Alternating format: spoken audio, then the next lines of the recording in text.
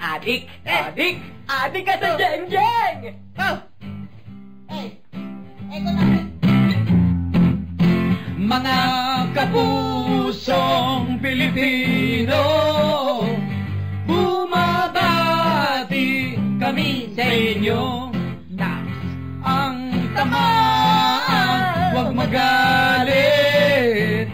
Ang mapikon ay papangit. Wow, may second voice ka na parang... Siyempre, parang ni-rehearse. endoscopy ko lang. Parang rehearse mo nung weekend, ah. O sa amin sa Barangay Pansol, ito pinag-uusapan.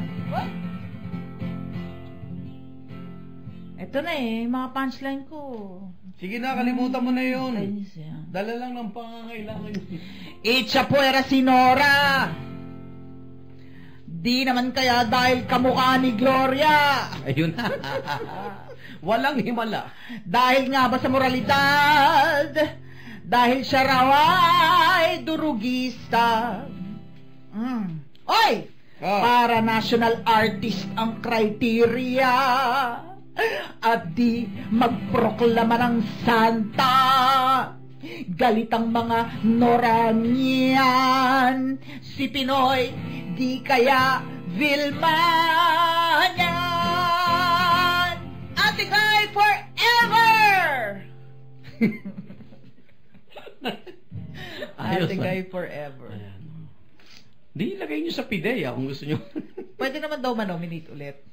Oh, baka sa susunod, di ba? National. Pwede naman daw mag-apila. Hoy, meron palang online petition. Baka kayo ay wala yan. Siguro mamali yung pananaw ko, may double standard talaga itong si Pangulo pagdating sa artista. Di ba? Laging ganun, pag artista, huwag tayong boboto ng mananayaw, manganta. Yung yung showbiz talaga. Nakakalimutan ba niya yung kapatid niya, yung artista? Oo nga. Why is there a seeming bias, prejudice against mga showbiz personalities? And then, alam mo, yung sinasabi ng palasyo sa pamamagitan ng Communication Secretary Erminio Coloma, ang binibigyan daw ng National Artist Award, ito daw ay yung mga kinikilala dun sa excellence in arts and letters, diba? At merong yung pangalawang bahagi ng kanyang statement, and embodies the goodness and nobility of the Filipino people. Kumakatawan dun sa kabutihan at anong magandang word for nobility? Anong magandang... Pagiging tao, makatao? Hindi. Anyway, bigyan niyo ako text copy. Yun daw, yun ang national artist, hindi lamang dun sa pagiging magaling sa larangan ng sining, at letra, kundi pa rin kung makatawan dun sa kabutihan ng mga Pilipino. Yeah. Kaya hindi daw sabi naman ng iba, hindi non-issue yung kanyang yung kanyang nakalipas dahil nga nakulong naaresto sa Los Angeles Airport noong 2005 ng ano ba yung niya, drug possession ba? Drug possession 2005 niya sa LA. O basta drug related kung kaya siya ay nahuli noon sa Los Angeles Airport noong 2005. Merong online petition kung kayo interesado, Nora Honor for National Artist Movement, change.org. Kung nais yung pumirma ng online petition na si Nora Honor ay maging national artist. Ayan. Ako naman.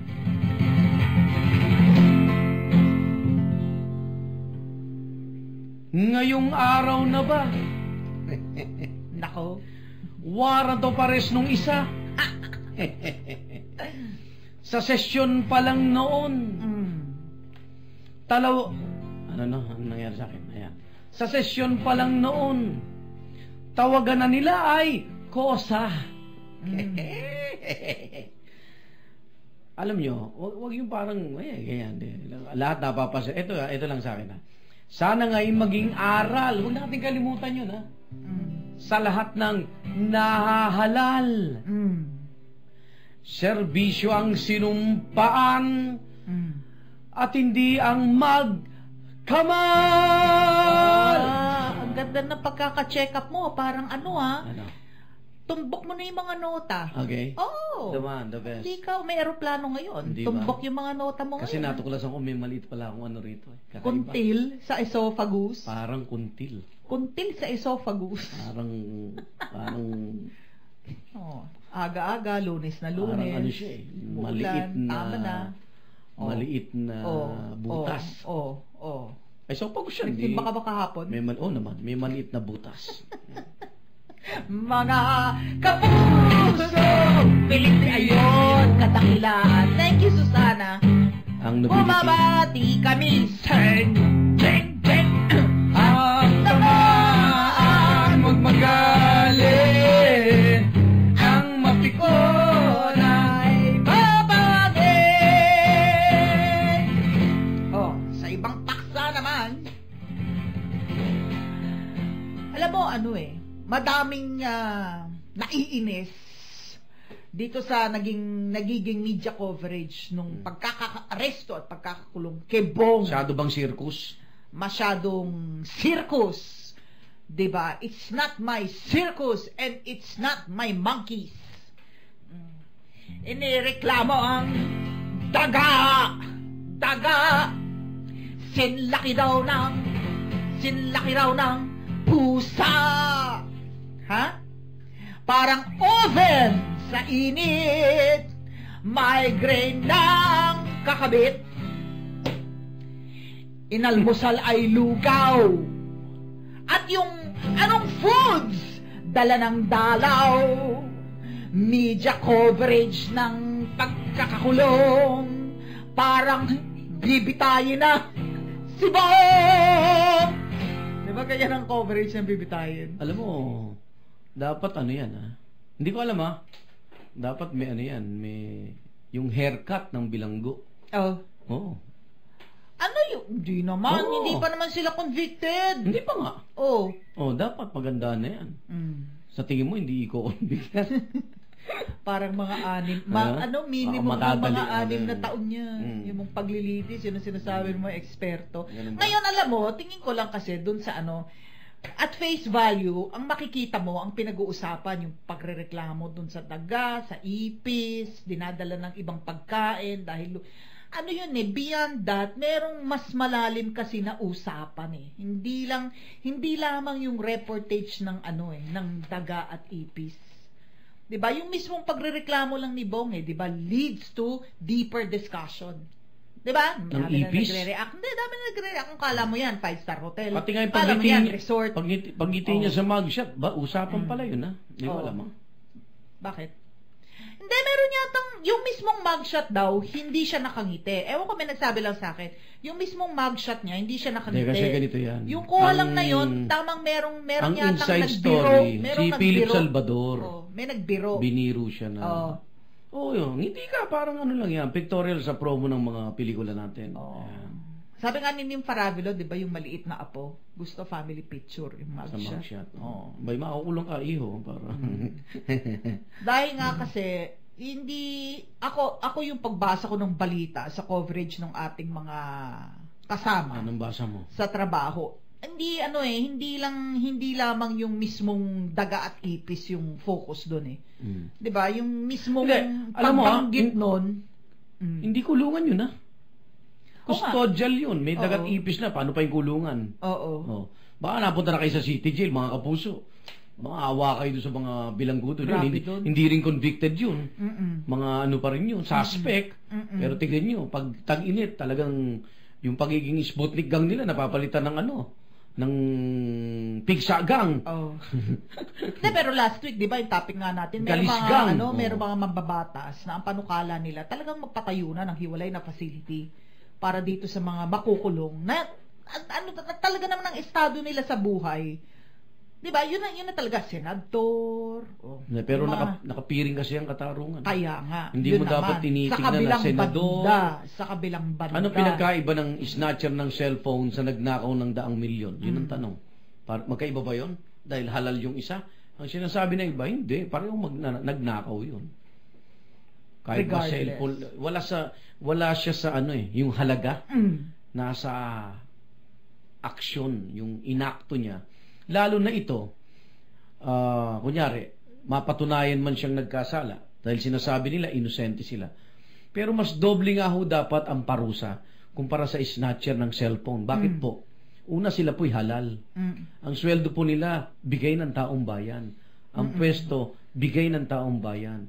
Ibig sabihin, lahat po dapat ng kanilang yung luho sa buhay, bigay ho ng taong bayan. Exactly. Alam mo sa ano, kung sila ay nagnakaw, di pinagtak sila muna ang mamamayan. Sa ordinaryong, tamang parusa sa ordinaryong krimen tulad ng theft, may qualified theft, di ba? O yung dun sa panggagahasa, mas mabigat yung aggravating circumstance yun na ikaw ay yung nasasakdal ay merong posisyon ng pagtitiwala.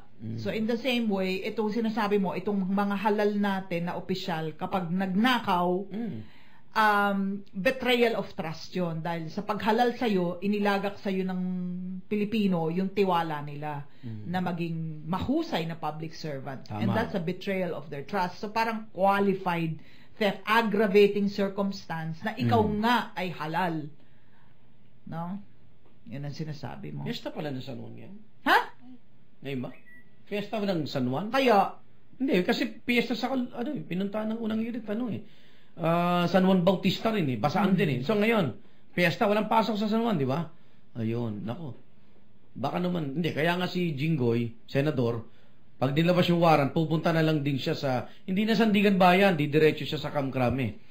Baka pagpunta niya ng San Juan, mabasa pa yung mga pulis.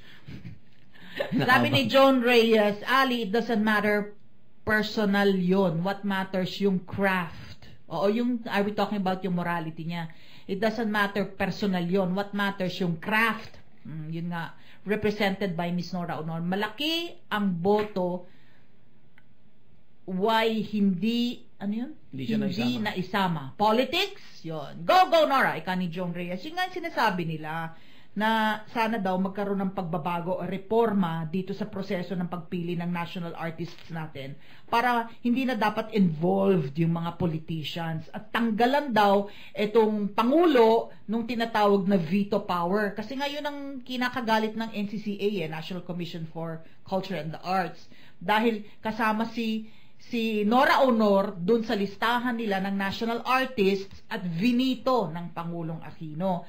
Yun naman pagkakasali ni Nora Honor, dumaan sa talagang masusing proseso ng deliberasyon, diskusyon, dissected talaga yun. Na para until finally, she was included in the list and only to be vetoed by the President. Ang sinasabi naman ngayon na kontra doon, hindi mo maiaalis ang politics. Kasi nga, presidential award ito. Ang National Artist Award. Presidential award. At yung mga involved dyan na ahensya, ang CCP, Cultural Center of the Philippines, at saka yung NCCA, government agencies. So, paano natin re-reformahin yung proseso ng pagpili ng national artist? Hindi talaga maiiwasan na maging political dahil yan ay presidential award. Okay, ikot na tayo. Sa'yo ako pa. Na? Okay. Ano ako na? Hindi pa nga. Ako na? Ikaw na. Ay, di ba? tapos na ako. Ako na. Oo. Okay, eto na. Sa tundo. Bagsak. Sabi ni John Luigi R. Casid, even though rainy weather is around, Jeng Jeng really makes my day complete and happy. I'm really addict to Jeng Jeng. Addict! Addict! Addict sa Jeng Jeng. Adik ka sa Jeng Jeng! Bagsak. Kung buhay daw si Cardinal Sin. Paano naman nababanggit ngayon si Cardinal Sin na mamaya pangsyam na ating Cardinal? Then, nagmisa kahapon, pangsyam na death anniversary. Ay, 9 years na pala yun. 90. Commemorating since 9th death anniversary. Namatay siya, kidney complication, June 21, 2005. Sa edad na 76. Sabi to ni Novaliches Emeritus Bishop Teodoro Bacani Jr. Kung buhay daw si Cardinal Sin, malungkot at galit sa nangyayari sa atin, kaliwat kanan na nakawan, hindi niya tatantanan.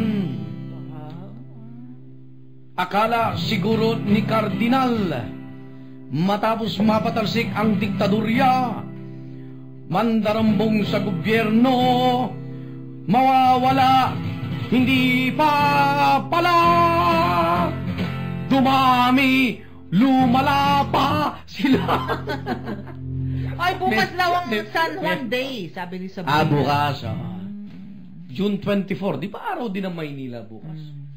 June 24, araw ng Maynila. Yeah. Mga kapuso Pilipino, bumabati kami sa inyo. Good morning po, good morning po. Morning. Ang tama ay magmagali. Ang mapikon ay babangin.